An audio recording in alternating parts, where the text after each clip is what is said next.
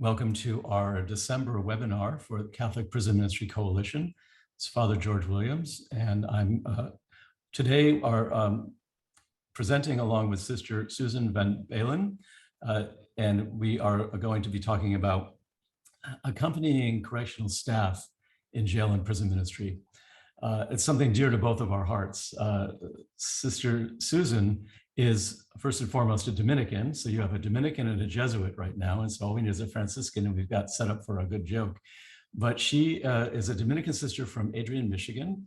And she holds her postgraduate degrees from DePaul University and the Jesuit School of Theology in Chicago. And she also has a postgraduate certificate in public policy from University of Southern California. And she has a doctorate in it's interdisciplinary with a concentration on philosophy and theology from Georgetown. And her focus was on Islam in prison. And she was a federal prison chaplain and director of the Federal Prison Bureau of Prison Chaplains for 28 years. My background is 27 years in prison ministry in Massachusetts and at San Quentin State Prison in California. And of course, my theology background's from Weston School of Theology in Massachusetts, and my doctorate is in correctional staff, resilience, burnout, and spirituality from Northeastern University. So both of us have worked for a long time in prisons, and we both agree that it's really important that we know how to minister to the staff as well, and why that's so important. So as we're talking, I would invite you to, if you have any questions or comments, please put them in the chat feature, and we'll monitor that. We'll also have time for questioning toward the second half of our webinar today. As we begin on this Feast of the Immaculate Conception, I'd like to just take a moment and have us all pray. And this is a great prayer that I find helpful, especially in the type of work that we're doing, because we need to remember balance. And this is true for us as chaplains, and that's certainly true for the people who work in prisons. I feel like I'm running around all day, always busy, always moving forward. My life can be exciting, exhausting, confusing, and sometimes all of these things at once. It's completely overwhelming at times. As I move about through the day, help me, Lord, never to stray too far from you. Because you're with me when I'm working, when I study, at meetings, on the tiers. I put my trust in you, and I know that with your help, I can handle all things. Help me to focus on the tasks at hand and never to be afraid or too proud to ask for help. Help me to see, Lord, the value of taking a break, of relaxation, and of contemplation. And help me to see always that the stillness springs from an active, willing, and ready heart. And we make this prayer to you, Lord, in Jesus' name, amen. So, Sister Susan, welcome. And why don't you start and kind of give us an overview of your take on accompanying correctional staff? Thank you, Father George, and welcome to all of our participants. It's nice to be with you again after such a long time. I have to admit, I had my presentation prepared long before I was given specific topics to address. So my presentation may stray far afield from my assigned topics: ministry to female staff and administration. But I will not, I'll be very careful to mention those and in a particular way. I've been asked to address ministry to female staff members, but I really can't do that with integrity. And this is the reason. At least for me, I'm not 100% sure this is the proper distinction to make here. I've ministered in men's, women's, and co-ed prisons and jails. My ministry to male and female staff members was basically the same. At times, many times, issues were very different, but the ministry was not. It was all basically the same.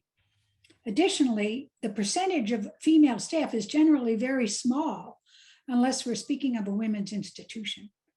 All but 7 years of my 28 years were spent in institutions and offices where at least 75% of the staff were male.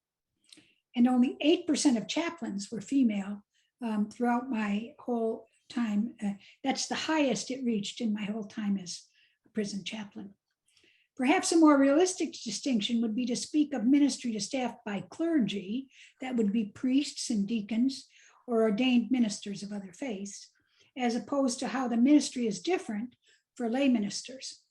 Okay, with respect to clergy and laity, even this distinction, I believe, counts more for full-time chaplains than it does for part-time, contract, or volunteer chaplains. This is true because those who come to the institution occasionally or on a weekly or monthly basis generally have much less contact with staff and are very often seen as a burden to staff who are assigned to escort or supervise them while they're in the institution. But even if that is the case, there is still an opportunity to ease their burden a bit, to make things run more smoothly for an hour or so, and to feel appreciated and complimented for doing a thankless job. Just having your paperwork filled out carefully or being sure your pockets are emptied to ease a pat down where necessary, or walking through the bubble or the control center. Being very careful to not carry in anything, any materials, even a ballpoint pen, unless it's been previously approved. And thanking them for taking the time to get you in and settled in a timely fashion. Maybe the nicest exchange they've had in the entire day. All those things matter to an officer or staff escort who has had to deal almost all day, every day, with men or women who are angry, even hostile and afraid. A sincere thank you goes a long way, but don't ever try to thank them with a small gift. A piece of candy or sweet treat or water might be okay, unless this is specifically authorized between volunteers and contractors and staff. Stay in your own lane. And now some different ministries to staff. Ministry to staff is critically important. The prison environment, and there may be some disagreement here, but for me, the prison environment is ugly. And some people, staff, especially inexperienced staff or very experienced staff, make it uglier because anger or fear and sometimes an extra dose of militarism that proceeds from years of military service begets this militaristic position. From my perspective, I do not believe people are bad. However, I do believe that some good people make bad decisions and do bad things, but they are not scumbags, even if prison or life itself has hardened them. I can live with a curse word here and there from an officer, always followed by, "Sister, excuse my language," but I cannot abide staff calling them scumbags or perverts. It's been my practice to tell the staff that in training classes or the first time I hear it. And I have followed up with, the next time I hear you speak to an inmate like that, I'm reporting it. Never had to. I believe every minute you spend with staff member makes for a better day for the inmates. I repeat, every minute you spend with a staff member makes for a better day for the inmate he or she encounters. That's a promise. Maybe we could stop there for a few minutes. Father George, do you have anything you want to insert there? Thanks, Sister Susan. Yeah, I agree with you about everything you said so far. And when I did my research, it was based on at that point about 20 years of experience working with staff, and I always have had a pretty good relationship with the correctional staff. But I also realize it's problematic, and often chaplains can be their own worst enemies, because if we don't approach the staff professionally, then why would we expect them to respond professionally to us? It's important to remember, and I agree, I think the issue around male and female correctional staff, it's probably analogous to male and female prisoners. I mean, the prison is prison, but women have a certain type of experience in prison that men don't. And as chaplains, we need to be sensitive to their needs that are different from male prisoners. Same thing with the women. officers and staff. Women coming into the correctional system in the last, say, 30 years have entered a hyper-masculine environment where they've had to prove themselves in an area, in an arena that's often very sexist, both from their peers and from the prisoners themselves. The culture of correction officers is important too. They're law enforcement people, and they have, there's kind of a personality type of people who want to protect, who want to be the ones who are, they're in charge, and their job is safety. And so they can become very focused on that, and that's a gift, and it can also be a liability if they get if they forget the other parts of it. But I think my experience with the officers is that, like, they're human beings. And I think oftentimes when we go into the prison system as volunteers or chaplains, we have the focus of our mission is to go serve the prisoners, and it is. But I think we cannot do that and ignore the humanity of the people working in the prison, who are just as much exposed to the negative prison environment that Sister Susan described as the prisoners are, and often for up to 16 hours a day. Right. They experience trauma directly from the things they see and have to do. They experience the hostility of people who are angry and resentful toward them. And they experience vicarious traumatization, which is when you're around people who have been traumatized, which would be almost all prisoners, you pick up a certain degree of the effects of trauma yourself, which can lead to burnout and traumatic stress, and very quickly if you're not aware of that. And I don't believe that the training of the officers up until very recently has addressed the reality of trauma, because again, these are men and women who often come out of the military, they're law enforcement in their way of thinking. They feel they have to be tough, they cannot be vulnerable, because vulnerability is weakness and you can't be weak in prison. And so that is good in one sense, because you have to be tough, but it's also what does it do to your heart, to your soul, and your daily life? How do you leave that behind in the prison when you go home? And certainly I'll talk about that. Yeah, I think that might be a good place to move on, because you're getting into my next part. So great, okay. Okay, ministry staff is important for many reasons.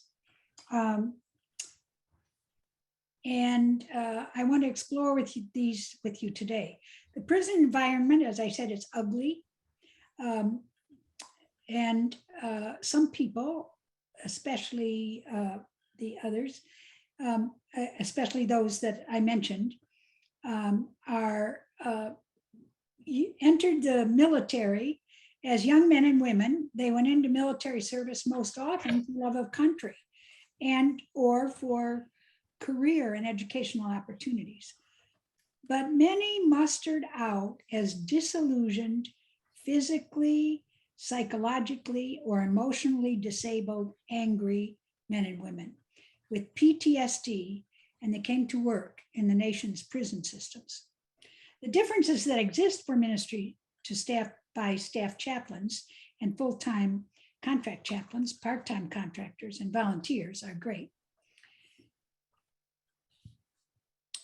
As I mentioned, contact and connections between staff and contractors is not generally quality time, which can make a big difference. But even small gestures make a difference. How's your day been? Did I pull you away from your regular post? Is there anything I or your group can do to make your job easier next time? Always remember they're doing a thankless job. It's dangerous work for low pay, at least for the first few years. On the other hand, if you are a full-time contractor or staff chaplain, you are ordinarily part of the team. I stipulate ordinarily because contractors, even most contract chaplains, must ordinarily be sheltered in place or escorted out of the building when there are emergency lockdowns or crises. Emergencies which might ordinarily greatly benefit from your presence. It's important to make yourself indispensable. I'm going to say that again. It's important to make yourself indispensable, because if you're able to do so, there may come a time when decision makers realize your value and influence and ask you, even pay you to stay. If you cannot reckon with being escorted out, not being part of the team, it may be that you are not suited for this kind of ministry. That's where your own spirituality has to come into play. You are there to serve the needs of the inmates and the needs of the institution. A caution, stay in your lane, but don't take it personally. On the other side of the coin, the full-time chaplain hired by the prison system or appointed by the diocese as a full-time contract chaplain should have far greater visibility in the daily routine of the prisons and in crisis situations. But it's up to you to establish the rapport that can make that kind of relationship happen. They don't just happen arbitrarily. They happen through hard work at relationships and through the building of trust. Only the administration and the chaplain have full and unfettered access to all areas of the institution, including staff and inmate workstations, housing and special housing of any and every kind, disciplinary, medical, protective custody, mental health. And remember, there are staff at those posts all day, every day, and it's very, very stressful. They not only have access to the inmates, but generally have access to all the staff as well. If you fall into that category and this does not have and you do not have unfettered access, it's time to have a conversation with your supervisor after you've established the rapport. Occasions for ministry to staff. As I said before, be very sure you stay in your own lane. Volunteers and part-time contractors have less latitude than do full-time staff or contract chaplains. Pick your lane and stay in it. If you feel called to transition from one lane to another, make the transition official before changing lanes. In two institutions I had, I'm going to speak to you a little bit of my own experiences and some of the things that I have done as a chaplain. In two institutions, I had a Wednesday morning cinnamon roll call. Now, you know that the roll call in prisons is when the line staff check in and hear what happened on the previous shift and so on. So at cinnamon roll call on Wednesday mornings, 30 minutes before and after shift change, coffee and rolls were provided and prayer time together. Staff who came loved it and it really grew. Not sure though whether the cinnamon rolls or the prayers were the draw. If you decide to do this, be attentive to people who have to get right home or to get right to their post on time. Stick to your schedule. Morning coffee with the lieutenant. Drop in to the lieutenant's office or the captain's office to read the logbook from the previous night shift. Bring him or her a cup of fresh chapel coffee, because chances are the coffee in that office is left over from the previous shift. Another really important thing related to ministry to staff is management by walking around. This is an old but tried and true management style. Learn names of officers and tell them what you prefer to be called. Padre is not uncommon for Catholic chaplains, and chappie is not uncommon for Protestants. The titles are carryovers from the military. It needs to be said that many Christian chaplains have difficulty relating to chaplains of other Christian faiths. That is, chaplains have difficulty, Pentecostal, Protestant, Catholic, evangelical, non-denominational, or larger denominations. Determine the name preference of the chaplain in the presence of inmates. Now, when I say that, I mean, be sure you call them, you don't call them by their first name if you're meeting with them in the presence of other inmates. This varies greatly by custody level and gender. Most Catholic chaplains relate well to Middle Eastern, Abrahamic rooted religions, rooted faiths, Muslim and Jewish. But there's never any question. They prefer to be called imam and rabbi. That's generally very clear. But it's not always clear with the Catholics and Protestants. Some particular occasions when we might meet with staff and their families. Family emergencies, illness, hospitalization, be there only if you know the staff member or family and the visit fits in your lane. That is, if you're a volunteer. And if you are a staff chaplain, try to get a hospital visitation in and anoint on request, but no pressure. For family milestones, births, send a card. Marriages, send a card. Be there if you're invited, on your own time even. Deaths, be there. Volunteers, only if you know the staff member or family and the call fits in your lane. Sacraments, ordained ministers, stay in your lane. Do not usurp the role of the parish priest or the Protestant minister. Often staff feel closer to you than their parish priest because you work in the trenches with them. I'm not saying don't preside at sacramental moments. I'm saying do this in collaboration with the parish. Exception would be reconciliation or confession. Now, one thing to be really clear on is that in this day and age, the shortage of priests results in a great deal of appreciation if somebody else can do marriages or perform marriages or I don't mean perform marriages, I mean be present at witness marriages and perform sacraments, because there is definitely a shortage of priests in more parishes than priests. But what I'm stressing here is to be sure that you don't, as a chaplain, usurp the role of the church in the community. Work-related crisis intervention is very important. And after this section, I'm going to stop for Father to comment.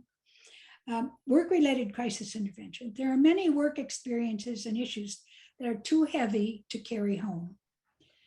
Try to always make time for debriefing, either with individuals or in a group setting, but never at the local watering hole. There, it's not uncommon for staff, all shifts, to gather at a bar afterward and debrief. That's not the kind of debriefing I'm talking about. So not at the local watering hole, but important to have an opportunity to debrief. Remember, we're talking about ministry, not the job. A few examples from my own experience. This one, keep a couple of pairs of jeans and t-shirts in your office. Be sure they're locked up because they are escape paraphernalia. But keep a couple pairs of jeans and t-shirts in your office. Clean, but not necessarily new. To loan to a staff member who has just had urine thrown all over him or her while trying to subdue an inmate. That officer will likely be forever indebted to you for sparing him the indignity of returning home in urine-soaked or stained clothing. Those kinds of experiences are not the kind you want to share with your spouse and your children. Every time I did this, the jeans and tees were returned, washed and ironed, and a few donated more jeans. I ended up, I think, with about 6 pair. A second example would be that our institution had a staff psychiatrist who was in her mid-70s. Inside the prison, she lost her first patient to suicide after 40-some years of practice in psychiatry. Her husband at the time was in Austria, and none of her children lived in the prison town. She was devastated. I took her home, maybe had a glass of wine or tea, I don't remember, but I think it was wine, and listened to her talk about the situation until her daughter arrived from a larger city, not about 2 or 3 hours away. The next day, I had my colleague ride her motor scooter home, where I picked him up later. I wanted him to spend some time with her as he was a trainee. But more importantly, I was afraid to drive the motor scooter. All right, maybe we could stop there. And Father, you might have some comments. Yeah, thank you, Sister Susan. I liked what you said about the staying in our lanes, because I think that's really important. One of the things I heard early on when I started as a chaplain was that if you stay in this work long enough, you either become a cop or a convict. And I think we need to remember always that we're not cops and we're not convicts, we're chaplains. So it's important that we don't over-identify with one side or the other.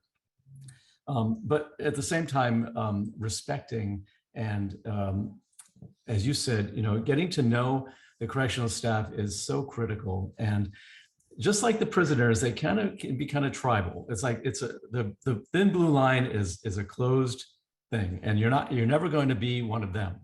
However, I had tremendous success connecting with correctional officers if something happened in their families, responding to a personal crisis, or simply doing something like doing a baptism or a marriage ceremony. Then they were friends for life. And I probably could have carried in a machine gun and I would have gotten away with it, because if they trust you, you have to earn the trust. And I've learned also that it takes at least a year, probably 2, if you're going into say a state prison system, or I'm sure any jail, before they're going to trust you. And don't take it personally. They're trained not to trust. I mean, that's part of the requirement in a sense of security, is kind of being prepared for something bad to happen. So, and unfortunately, a lot of chaplains have not earned that trust and don't deserve it because they haven't stayed in their lane, or they're over-identifying with prisoners. And a lot of volunteers, I don't know about you, but some of my biggest headaches came from volunteers who, despite all kinds of training, would still do stupid stuff like bringing things in for prisoners or getting overly attached, marrying them. It's just, you can't make this stuff up sometimes. So it's important to realize that when you're going in there as a chaplain, especially if you're somebody who expects to be treated with respect because I'm a priest or I'm a sister, or, you're not going to get it, because you have to earn it, and they don't care. It could be the Pope. It doesn't matter. You have to really be seen as a member of the team as much as possible. You'll never be fully part of that. I love the idea of the cinnamon roll roll call, and I think that's something that is easy to do, and it takes some effort to prepare it, but the payback is enormous in terms of being able to do your job even better, because, and part of the thesis that I was writing about, of course, is that if we help the staff, then we're also indirectly helping the prisoners, because the staff are the ones very often who shape the environment of the prison. And as you said, a lot of them come to this from the military, already traumatized by their experiences in the military. I mean, so many of these men and women were in Afghanistan, in Iraq. And so it's just so important that we recognize that and are able to minister to that. On the other hand, I think we also have to be careful. I was in the military and I didn't come out of it militaristic. So I think often the things they learn in the military, assuming they're not traumatized by battle experiences, are really good for working in prisons, because it's a sense of order and control. But of course, it can get exaggerated, and when it does, then you have, it can become dehumanizing. But simply being in the military, I think, is often good preparation, but you have to realize, so look at the strengths and the weaknesses that come from that. The last thing I would say, and then I'll turn it back to Sister, is the idea to build on the cinnamon roll call. One of the things we're working on right now at San Quentin is, and still trying to get permission from the administration, is just to give a care package to the staff. The prisoners at holidays, it's hard in prison for everybody, especially prisoners, but it's also hard on staff. And they often see the prisoners get the cards and the candy and the attention, and they don't get anything. They don't even get a thank you. So this year, our parish is working on putting together like a candy bar wrapped up with a little Christmas card and a thank you note saying, thank you for your service. Thank you for keeping us safe. That sort of thing just reinforces to them that somebody appreciates them, because correctional officers, while they are law enforcement, they are at the bottom rung of law enforcement in terms of status. A lot of them want to go on to become cops or state troopers or highway patrol, because those are higher status jobs in the culture of corrections, not corrections, of law enforcement. So just be aware that you're dealing with people who are human beings who are, often perceive themselves as in a thankless job, but get urine thrown at them regularly. So we can do so much good if we remember their humanity. Somebody said, I've experienced where the chaplains would send donuts on Thanksgiving or New Year's Day. I always used to bring donuts in on Christmas. The other trouble is with donuts these days is the cops eat that stuff all the time. And I've even thought about, like, as a kid, giving them a candy bar a good idea. Maybe I should give them protein bars. But you want to be careful. Part of their self-care is protecting their health. And if they're drinking coffee, eating donuts all day, and you see what happens, they go in real buffed and healthy from the military, and 10 years later, they're fat and out of shape. So I'm not sure if we want to feed into that or not, but there are ways that we can feed them and feed their spirits without too many calories and carbohydrates. Good. If I can go on from there, I just want to throw in two things about donuts. One is I used to bring donuts for after Mass on Christmas Eve. And I had a Catholic inmate who wrote to the bishop, who was my half employer, and told the bishop that usually I got enough donuts that each woman got 3 donuts. But on this occasion, the word had spread probably about the donuts and also the beautiful environment for the Mass. But anyway, the word had spread and a lot of other people came to the Mass. So I had to announce, you'd be surprised how much you have to announce things like this with adults, but I did. I had to announce that we just go through the line and everybody would take a donut the first time around. So one of the women who was a longtime Catholic and had experienced the 3 donuts the year before wrote to the bishop and told him that I was giving donuts to the Protestants. And I got a card back from the bishop saying, "Keep up the good work." So that's one story about the donuts. The other, in terms of the cinnamon roll, the cinnamon roll call, is that after about 4 or 5 months, the bakery in the institution began to show up with cinnamon rolls, and I never had to bring them again. I started out bringing them, but after that, they were provided by the bakery at the institution. So I have just a couple more things that I wanted to mention. Training events and drills. One of the things that's really hard, first of all, remember that you are a non-combatant. The chaplains in the military and chaplains in institutions should always take the position of being a non-combatant. Don't ever touch a firearm or even a baton, but it might be good to go to the range when they're practicing because they have to qualify. And for the staff, especially young staff, their jobs really depend on their passing this qualifying. And then they have to qualify every year.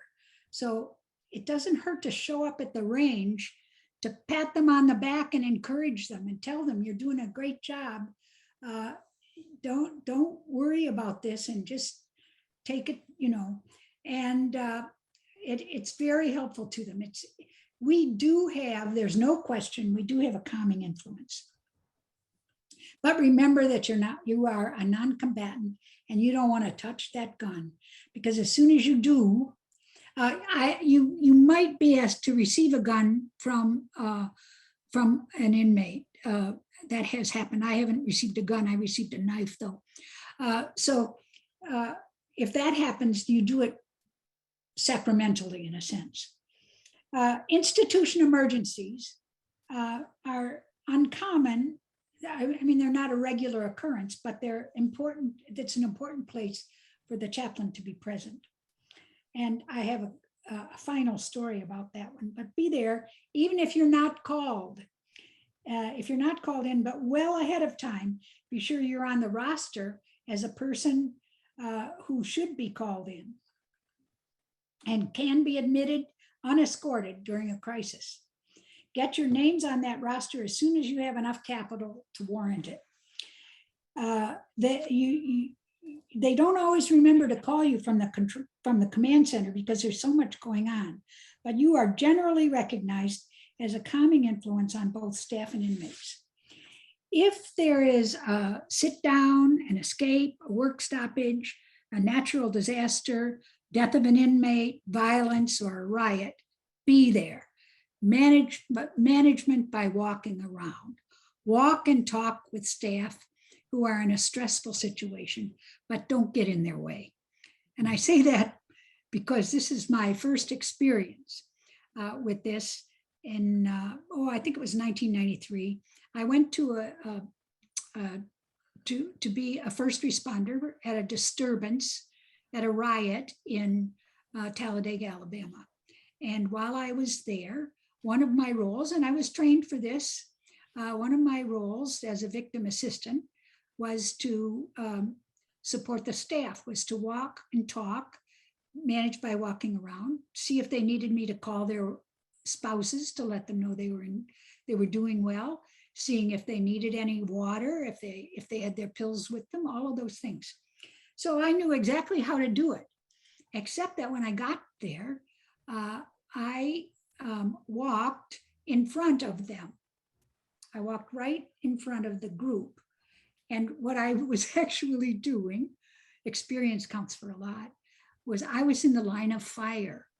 They had to, they would have had to shoot me first if they were going to catch those inmates at that time, because I was between the inmates and the staff. So all of a sudden, a lieutenant a lieutenant and a man from the FBI came running over to me and they said, sister, come with us. And I went with them and they took me aside and told me that I was in the line of fire. And one other example of that kind of support is that I was at a disturbance in Leavenworth, Kansas, at the Leavenworth, the big house, and during a riot. And in one of the debriefing sessions afterward, a private debriefing, a man asked for a private debriefing. He had only been on the job about 6 weeks and he was afraid. He was working in the yard and he went and hid, and he could not stand to bring himself to back to work. And so I worked with the warden to have him transferred to a camp for a few years, and he came back to that same institution and was a wonderful officer. But that's just some of the ways that we can intercede. Following the return to normal operations, schedule mandatory group debriefing sessions. These should be during working hours or paid overtime for staff. If no one speaks, just sit there with them in silence for at least 45 minutes. And then pass the ball and ask if anybody wants to say anything. And if nobody wants to say anything, you're finished. But they've had that chance. Usually after the 45 minutes, someone will say something that'll get it started. An example, and this will be my last example, would be after a hurricane in Miami. 3 staff and 2 inmates were trapped in a building that was blown over, and they had to walk. They linked arms this way. They linked arms and walked through the hurricane to the closest building. And when it was time for the debriefing, one of the officers came in carrying the pants he was wearing, the uniform pants he was wearing that day. And after 45 minutes, he took the pants and held them up, and you could see the light go through the pants where small sand had blown holes right through the pants, which you can imagine went then right to the legs. And that got the conversation started. Lastly, counseling staff, be sure you have the proper credentials to counsel or provide spiritual direction. Many chaplains do, many chaplains do not. If you do not have them, listen actively and then make a referral. And that's true also in terms of ministry to administration. Be there, but not intrusive. On many prison organizational charts, the chaplain is accountable directly to the warden. On many prison, and the warden needs a moral compass, and that can be you if you build the capital that will allow it to happen. Always engage in active listening, check on them regularly during and immediately following emergency situations and routine situations. They may be second guessing their judgment and reluctant to acknowledge that. And with that, I'm going to turn it over to Father George, and maybe we can have time for a few questions. Sure. Thanks, Sister Susan. And just great points you raised. And I also want to just highlight a couple of the comments that have come in. One person notices that people do forget that the staff is on duty 365 days a year. They often have to work holidays, and often they're separated from their families on those days, just like the prisoners are. So it's especially around the holidays important to acknowledge that and be sensitive to their needs. Someone else says they bake cookies and take them in. Great, as long as you get permission, that's great. And another person said when they bring the Eucharist to prisoners, they offer the correction staff present, if they're Catholic, if they want to receive the Eucharist as well. That's also very important and sensitive to the people there, because we're really there as chaplains for every human being there, not just for the prisoners. One of the things I think that's important, and this goes back to this staying in your own lane, is when you are ministering to staff, you need to be careful not to do it in the presence of the prisoners, because they're tribal. Again, remember, there's the good guys and the bad guys. And the prisoners, if they see you chummy with the guards, you become a cop in a collar, and that you have no credibility with them, and they don't want that. And so you have to be discreet. You know, you want to be sure that if you're dealing with any pastoral situation or social, chummy, joking around, do it in the lounge or the staff break room. Don't do it in the unit in front of the prisoners. My predecessor used to do that more, and the prisoners really didn't like it. So I always made it a point to try to keep that separate. Another thing is, you know, you don't want to go to the watering hole after work with these guys and for debriefing. However, when there are social situations and parties, there usually is a lot of drinking, but you can still go, and it's important that I found it always really kind of touching to see the people that I worked with in uniform all day, out of uniform, their hair was down, they were relaxed. It's a whole different thing. You really get an appreciation for them as people. And remember too, in all of this, why it's so critically important that we be open to ministering to the staff is that correction officers have some of the highest suicide rates in the country. I think in law enforcement, the highest number comes from correctional staff. Almost everybody who works in corrections owns a gun. And so it's very common for people to attempt to succeed in suicide with a weapon. And then that has a kind of the effect that has on their peers can be devastating. And you want to be present for that as much as possible, or not always suicide. The life expectancy for a correction officer in the United States is 59 years because of the stress they've accumulated and all those donuts, perhaps. They say 18 paychecks after retirement, and it's true. I mean, I can't even begin to remember how many notices we've gotten of recently retired correction officers who have dropped dead, and then the effect that has on the people they worked with is really powerful. So you want to go to the funeral or the wake. You want to be in some way able to, again, away from the prisoners, help the staff process the loss and the grieving that goes with that.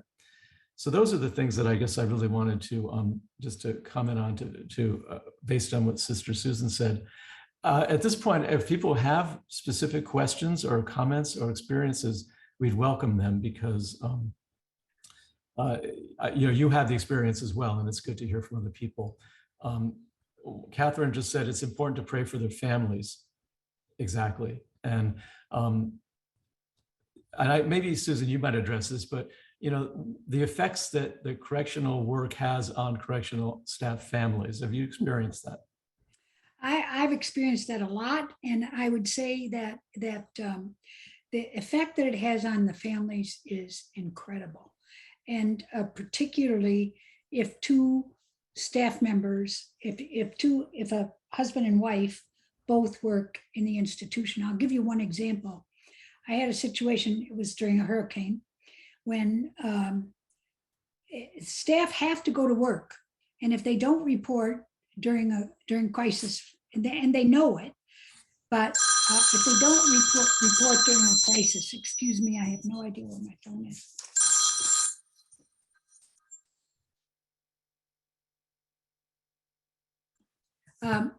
If they don't have, both parents are called into work on different shifts.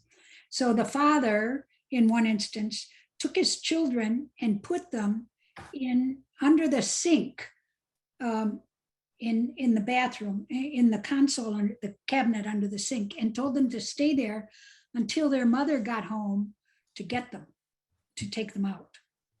Because he had to go to work during the hurricane, and she was already at work. She left to come home and couldn't get through on the road. So those children were in that, were under the sink for more than 2 hours before the mother got home. So you can imagine the trauma of those children. They did stay there. And in another case, in the same situation, the children were put in a bathtub and this was a single parent family, put in a bathtub and covered with a mattress. And the mother told them not to come out until they heard the radio. And she turned the radio up real loud so that when the power was back on, they could come out. Those are extreme situations, but the truth is, and I'm not sure you mentioned this, Father George, but you might have, there also is a high incidence of alcoholism or problem drinking among correctional staff. And that's understandable in a way because of the stress under which they work. And also the interior violence that goes on inside of them when they have to do things that go against their nature. So the extent of violence is very, very, is a great problem. And as I see just came up, there's also the incidence of domestic violence. Domestic violence is very common also because this, I can't even describe it, but this angst grows up inside of you and you have to find a way to get it out. Drugs, alcohol, and violence get it out. And I believe that they are genuinely sorry afterward. But at that moment, so I just mentioned those things. Yeah, no, I'm glad you said that because family violence is also a real problem with correctional staff. And a number of times what happens is if there's a situation of domestic violence, then the officer involved will have his or her weapon taken away and then they can't work. And so it's kind of a catastrophic series of events, not to mention the simple fact that domestic violence in itself is bad and catastrophic, but it comes often because they're carrying this stuff home with them.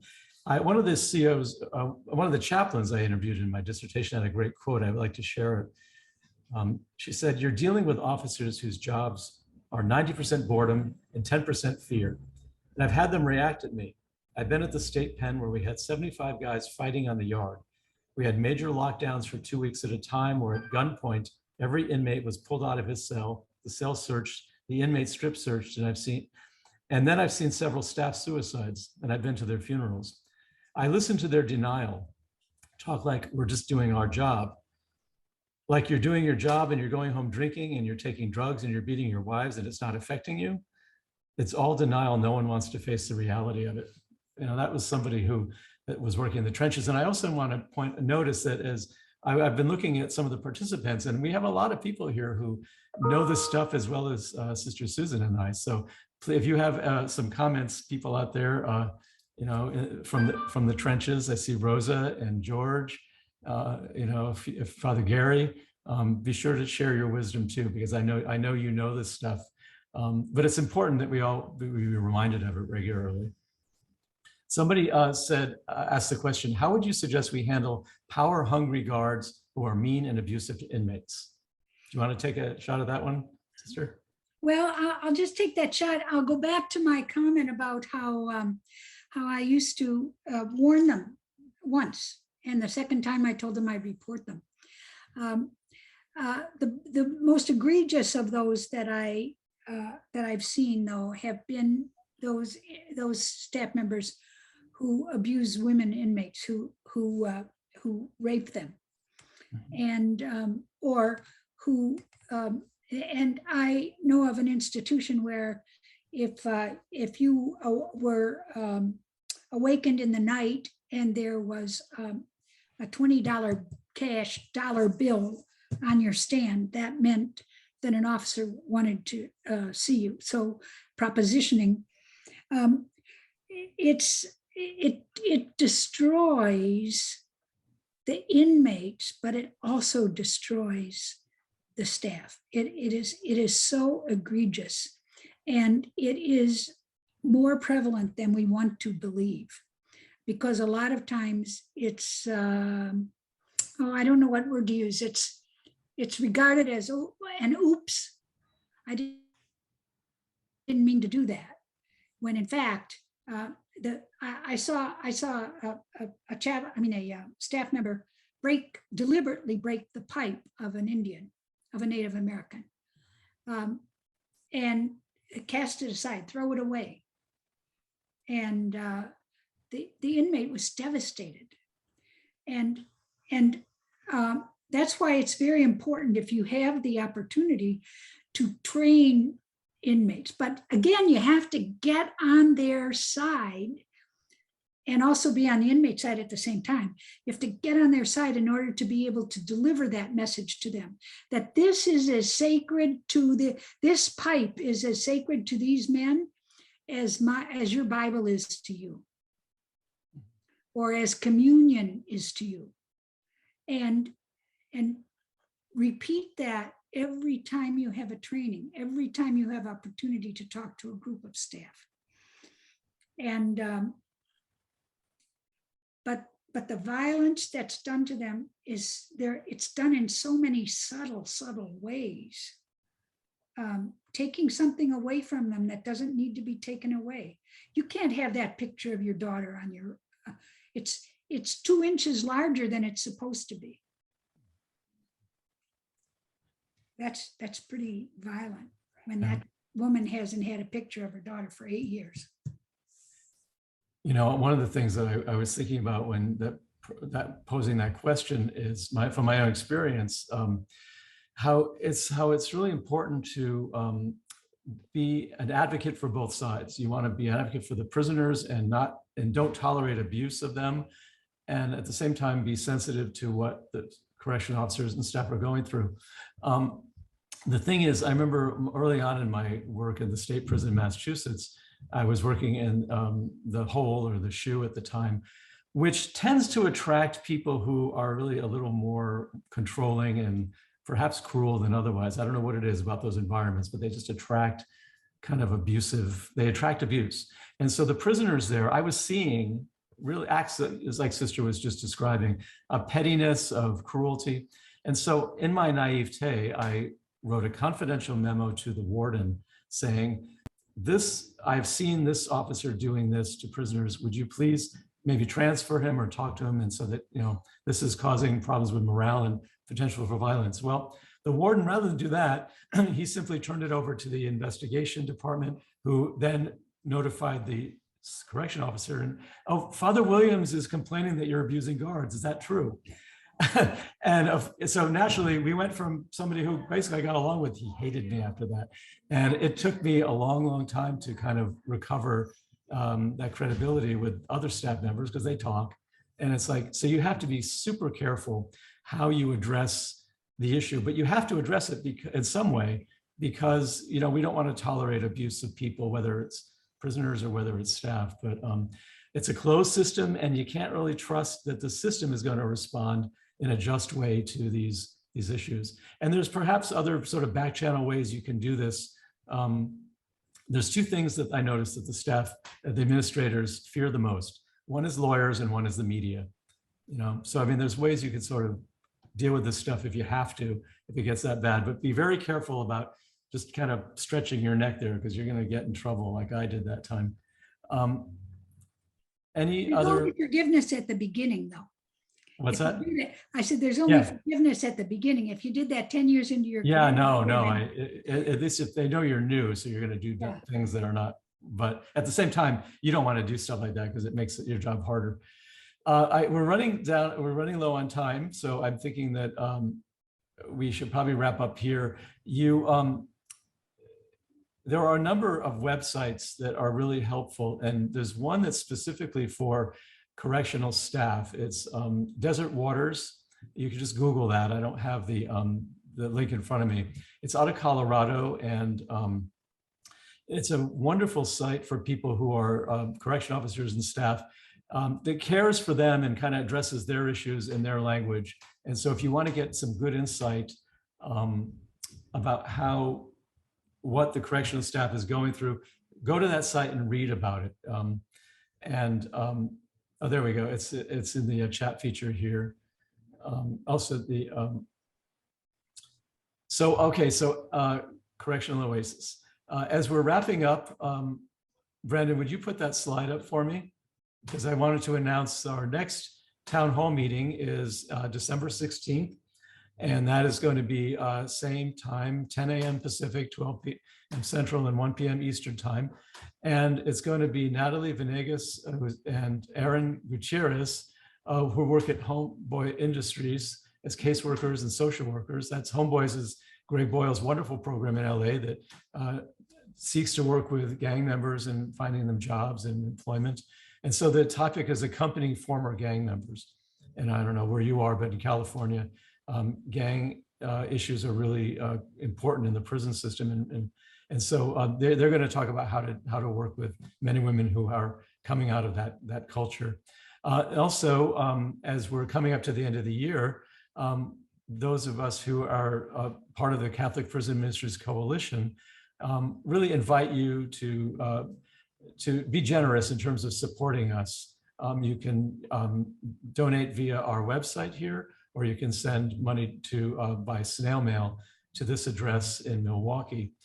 As we're about 3 years into our existence, and we've grown a great deal. We have really dedicated people and a great body of resources online, but we want to continue growing and continue being a resource to all of you and all those people out there who are involved in Catholic prison ministry. So please consider supporting us in the future. And as we're wrapping up, I just want to thank you again, Sister Susan, for your work and for your insight. It's great seeing you again. I hope we can do this again. Yes. And I wish all of you out there a blessed Advent and all the best at Christmas time. Happy Christmas. And so God bless you. And we will see you all next week when we have our town hall meeting. Thank you.